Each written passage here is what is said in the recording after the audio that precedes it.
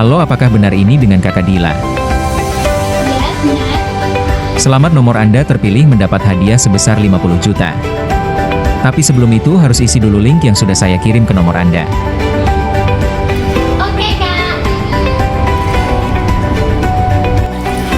Ini apa? Ini apa sih? Dia langsung isi aja gimana? Ya lumayan sih ya. Benar, jangan langsung klik. Kenapa? Bisa aja itu cuma penipuan. Oh, kayak kita disuruh ngisi link phishing yang dikirim sama orang yang beriming-iming dapat hadiah fantastis. Iya, benar banget. Dengan itu, orang itu bisa mendapatkan data diri kita secara kita nggak cukup. Oh, terus kita banget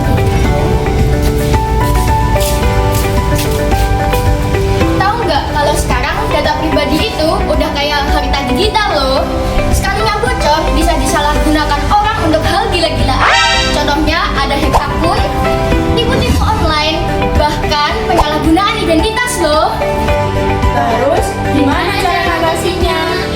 Simpel aja. Caranya, 1. Jangan asal klik dari orang yang nggak kenal.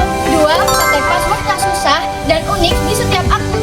3. Aktifkan verifikasi 2 langkah. Yang keempat, jangan malas buat mengupdate aplikasi.